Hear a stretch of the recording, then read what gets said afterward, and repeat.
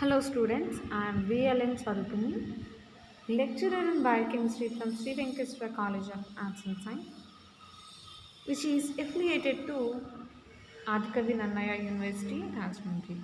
Now, I would like to discuss about second BSc fourth semester biochemistry paper, that is intermediary metabolism.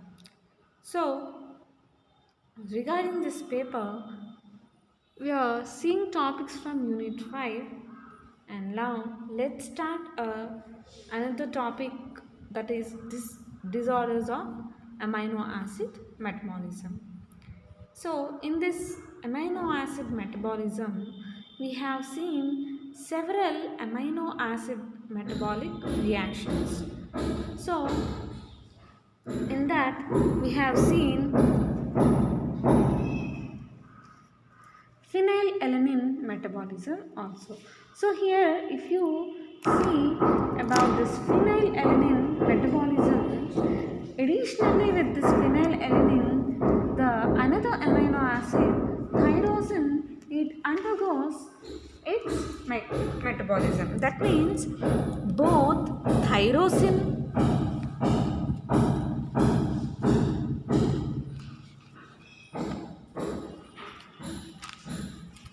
So here both tyrosine and also this phenylalanine both undergoes similar metabolic reactions. Okay.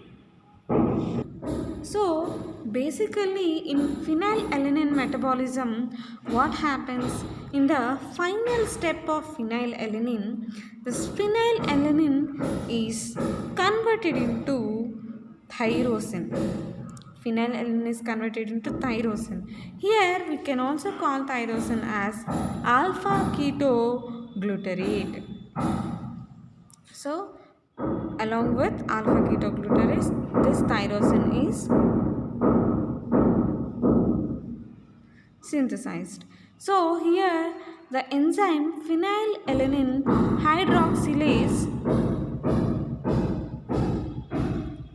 is helpful in the formation of this tyrosine. So that's why we consider this phenylalanine metabolism as a common metabolic reactions for this phenylalanine and also for tyrosine. Okay, and here if you take tyrosine, it is again converted into p hydroxy phenyl pyruvate by the enzyme tyrosine transaminase. Okay, and this p-hydroxyphenyl pyruvate is converted into another compound called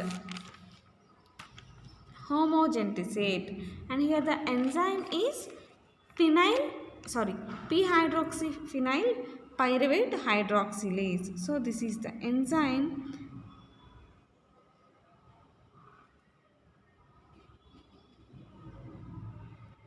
which converts this p-hydroxyphenyl pyruvate to this homogentisate.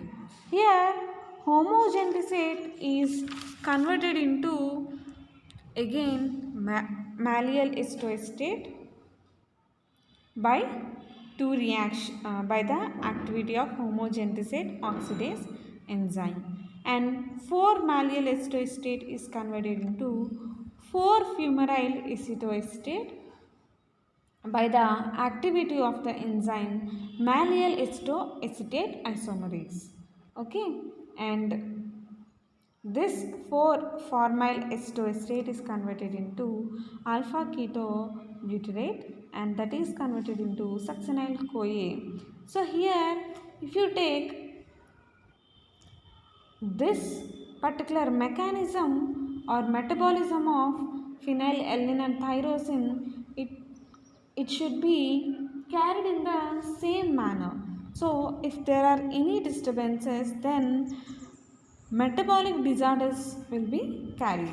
So metabolic defects like phenylketonuria, tyrosine anemia type 2, and neonatal tyrosinemia, alkaptonuria, tyrosinosis, tyrosine anemia. So these are the common metabolic defects related to these amino acid metabolism. That means particularly if you take phenylalanine and tyrosine metabolism, so these are the metabolic disorders or defects that are commonly related to phenylalanine and tyrosine metabolism. So in all these, that means we have seen phenylketonuria, tyrosine anemia type 2, and neonatal tyrosinemia, alkaptonuria, tyrosinosis, and tyrosinemia. So we have around 6 major disorders are related to this phenylalanine and tyrosine. So let's see what are the disorders that we have in our syllabus now. So firstly, we'll see about phenylketonuria. Phenylketonuria. So it is a most common metabolic disorder in all amino acid metabolism. Okay, so here if we take overall amino acid metabolism, this particular phenylketonuria is a very common metabolic disorder. Okay, so the incidence of phenylketonuria is 1 in 10,000 births. So if we take 10,000 births, in that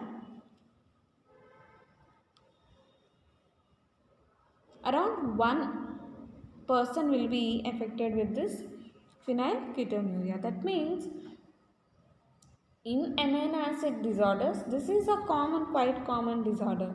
But if we take overallly, this is very rare conditions that are not so commonly observed. Okay. So if we take 1,000 people and 10,000 people, for 10,000 people, one person may affect may be affected with this phenylketonuria. Okay. So here how this particular phenylketonuria is caused. So what is the major reason for this particular phenylketonuria occurrence? So here if you take this phenylketonuria, phenylalanine hydrolase is a enzyme which is important for this particular phenylketonuria. So this enzyme is very important regarding this phenylketonuria. Why? Because this enzyme, phenylalanine hydroxylase, is an important enzyme. That is the first enzyme converting phenylalanine into tyrosine. Okay, so if this phenylalanine is converted into tyrosine only, further metabolic reactions can be carried. So if there is any defect in the phenylalanine hydroxylase enzyme, what happens? Phenylalanine will not be converted into tyrosine and further reactions will not be carried in this particular phenylalanine metabolism. Okay.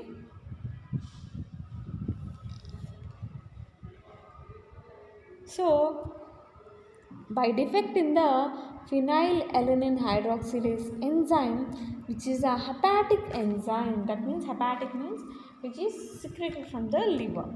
So this hepatic enzyme is a deficiency leads to phenylketonuria.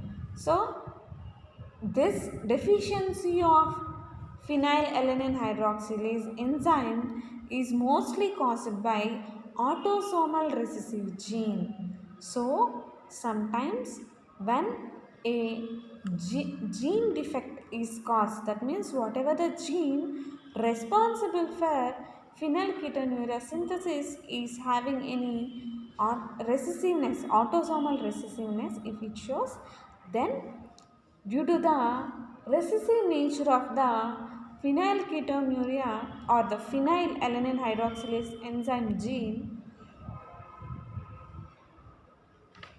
this phenylketonuria is occurred. Okay.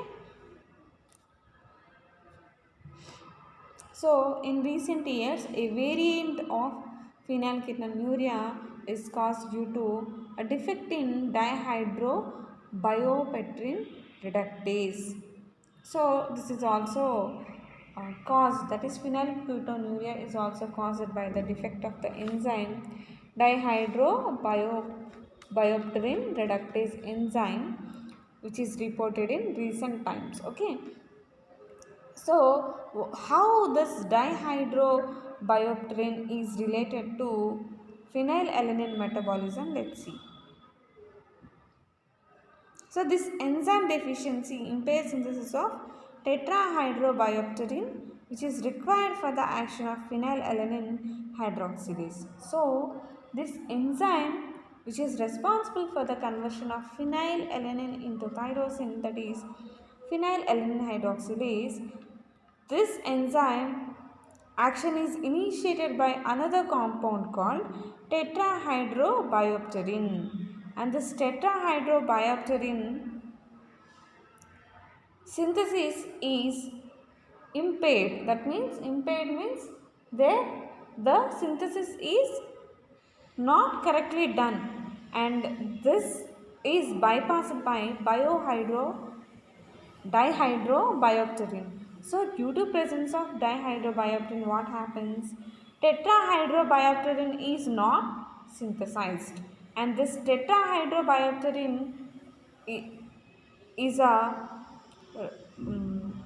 responsible compound for the activity of phenylalanine hydroxylase enzyme, and this phenylalanine hydroxylase enzyme is responsible for the conversion of phenylalanine into tyrosine. So these steps will be totally blocked.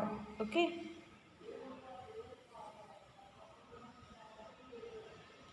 so when this dihydrobiopterin reductase is active, it will impair the synthesis of tetrahydrobiopterin, which is responsible for the synthesis of, that is action of phenylalanine hydroxylase.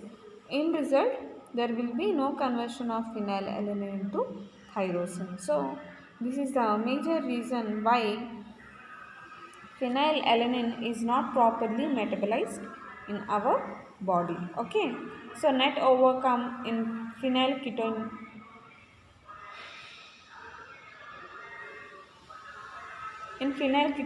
is that phenylalanine is not converted into tyrosine. So the major thing that is going to happen during this phenylketonuria is phenylalanine is not converted into tyrosine. So how this phenylalanine is present during the phenylketonuria disease?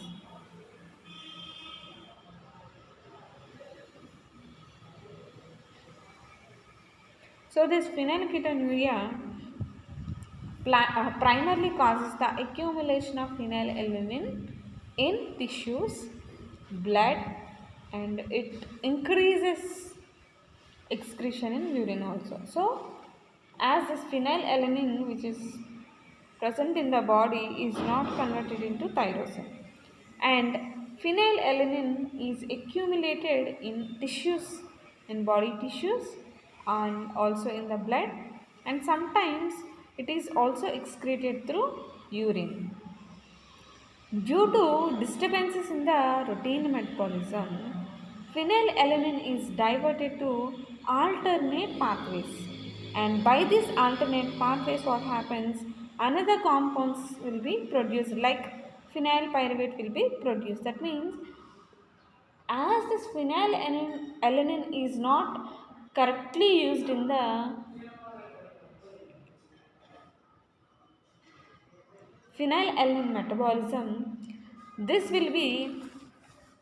will undergo, and this participates in other pathways to produce this phenylpyruvate or phenylactate or phenylglutamine or phenyl lysate. So these kind of products will be formed.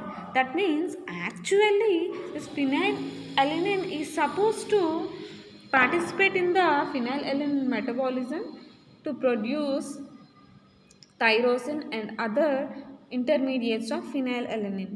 But as this enzyme, which is responsible for the conversion of phenylalanine into tyrosine, that is phenylalanine enzyme, what is the enzyme? That is phenylalanine hydroxylase. So this phenylalanine hydroxylase is not converting phenylalanine to tyrosine. What happens?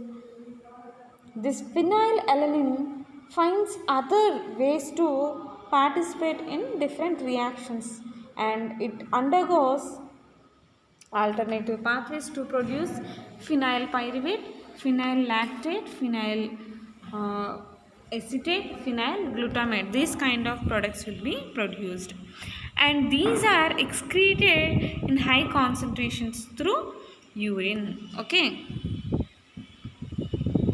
So each compound again gives different effect. Let's see about that. So phenyl acetate, when it is excreted through urine, it gives a mousy odor to the urine. Okay, mousy odor means urine smells like a smell of mouse. Okay, and the name phenylketonuria is coined due to the fact that metabolic phenyl pyruvate is a keto acid. It is a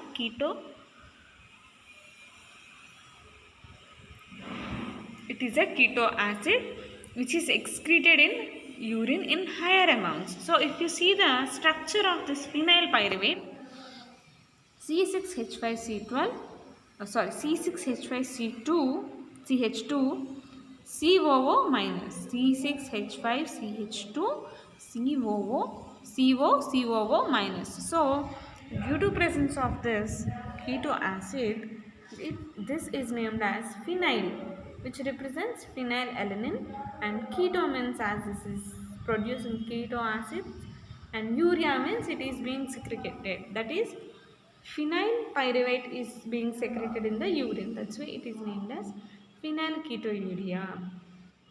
And this is excreted in higher amounts. What is it? Phenyl pyruvate. So here basically phenylalanine should be converted into tyrosine by the activity of phenylalanine hydroxylase. Okay. But here phenylalanine is being converted into phenyl pyruvate by transaminase enzyme, and phenyl pyruvate is being converted into phenyl acetate and phenyl lactate. Okay, and phenyl acetate is again being converted into phenyl acetyl glutamine. So in this manner different other products are produced by this phenylalanine under when it is lacking this enzyme phenylalanine hydroxylase. Okay, and now let's see how this phenylketonuria will show different other effects in our body. So effects on central nervous system. How this phenylketonuria affects the central nervous system. So here the mental retardation is commonly seen in this patients, that is phenylketonuria patients. We can see mental retardation, failure to walk or talk. They cannot properly walk and they cannot properly talk due to the effect on central nervous system, and also failure of growth. There will be no proper growth and development. Seizures and tremors are commonly seen in the phenylketonuria patients. So if any patient is not treated for this phenylketonuria, their IQ levels will be very low, that is below 50, and the biochemical basis of mental retardation is in PKU, that is phenylketonuria, is not well understood. So researchers are still researching on this concept. That means, what is the relationship between the phenylketonuria and the mental retardation?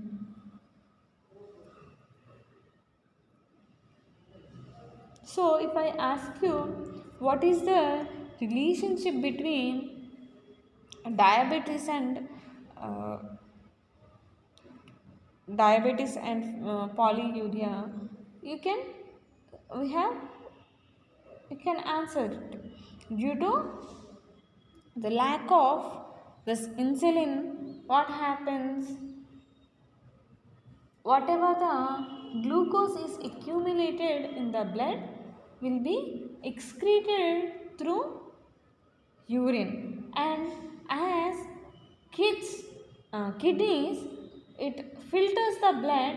So due to presence of higher amount of glucose in the blood, it will remove the excess glucose into the urine. Okay, so but here there is no proper evidence or proper relationship that is identified between this phenylketonuria and this particular mental retardation. Okay, accumulation of phenylalanine in brain impairs the brain. That means this phenylalanine is accumulated in body tissues. So if phenylalanine is accumulated in brain, what happens means it will impairs the transportation and metabolism of aromatic amino acids. So aromatic amino acids like tryptophan and tyrosine,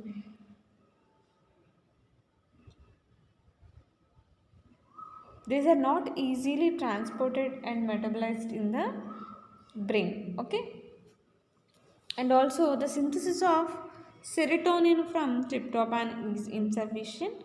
This is due to the competition of phenylalanine and its metabolites with tryptophan that impairs the synthesis of serotonin. So what happens here? Basically tryptophan should synthesize serotonin. So here, due to insufficiency of tryptophan, the serotonin is not synthesized. Okay, and defects in myelin sheath formation is observed in PKU patients. So whatever the myelin sheath that is present, it is not developed well in PKU patients. And now let's see effect on pigmentation. How this particular phenylketonuria is affecting pigmentation. So melanin is the pigment that is responsible for the color of the skin.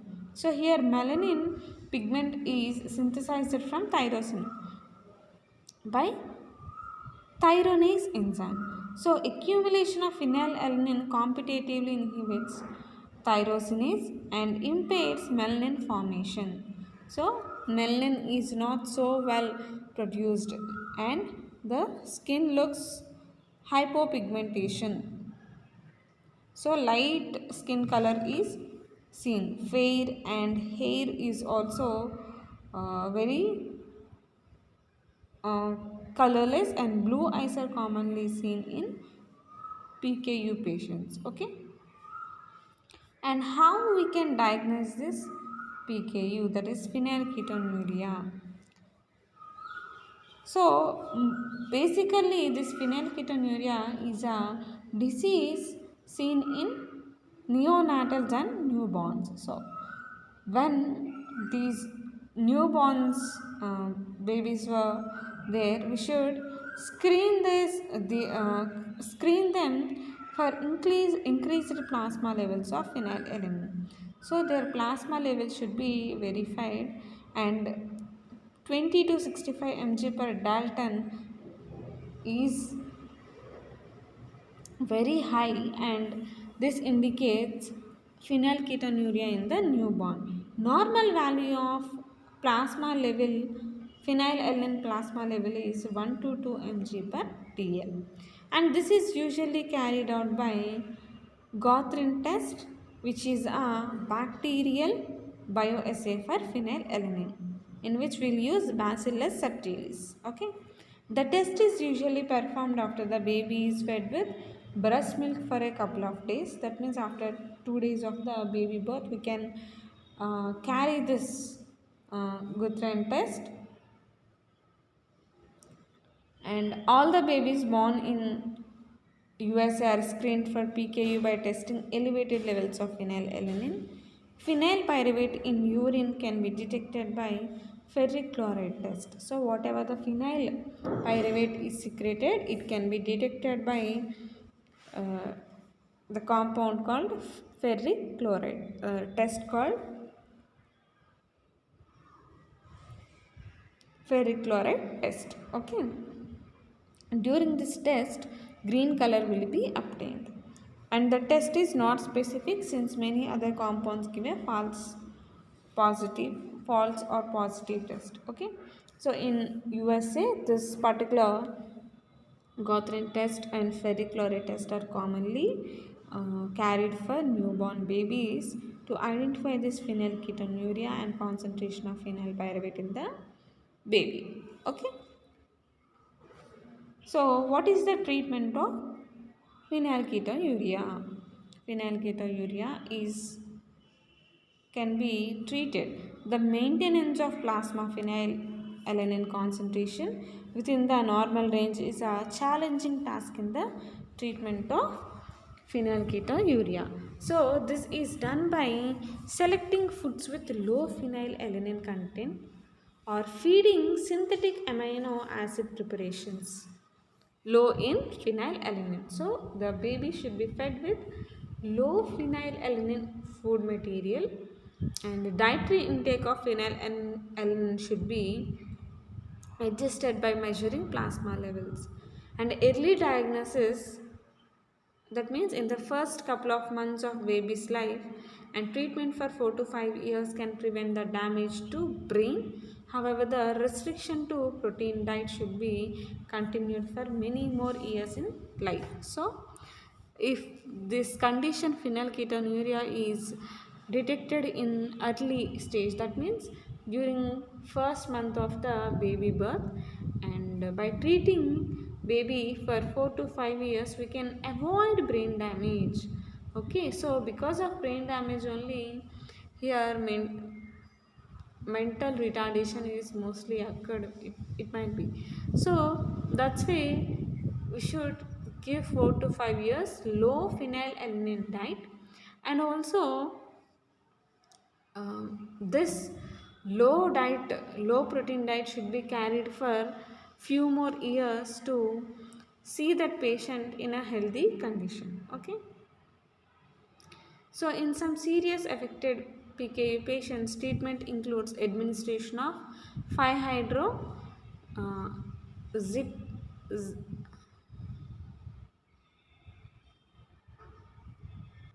so 5-hydroxytryptophan and dopa to restore the synthesis of serotonin and catecholamines. Okay, so this is how we can treat this phenylketonuria. Okay, and the next one is alkaptonuria.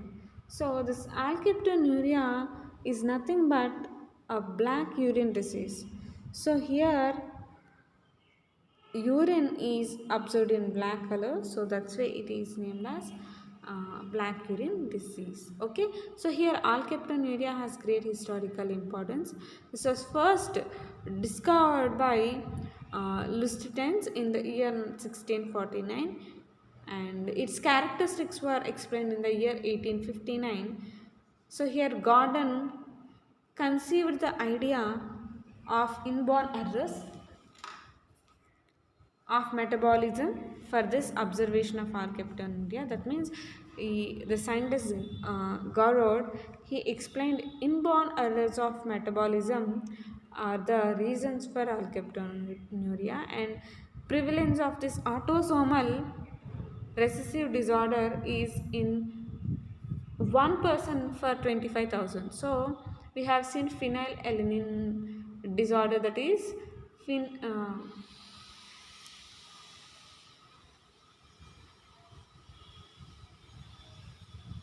phenylketonuria. So this phenylketonuria is commonly seen in 1% for 10,000 people, but this alkaptonuria is still more rare disorder. Around in 25,000 people, we can see one alkaptonuria patient. Okay, so what is the enzyme defect regarding this? Let's see. So the defective enzyme in alkaptonuria is homogentisate oxidase. Homogentisate oxidase. And this homogentisate oxidase in tyrosine metabolism leads to alkaptonuria, and homogentisate accumulates in tissues, blood, and excreted in urine, and homogentisate on standing gets oxidized to the corresponding quinones. This gives the black or brown color, so which polarize to give black or brown color. For this reason, the urine of alkaptouric patients resembles coke color. Okay, so let's see the symptoms and all. Homogenisate gets oxidized by polyphenol oxidase to benzoquinone acetate, which undergoes polymerization to produce a pigment called alkapton.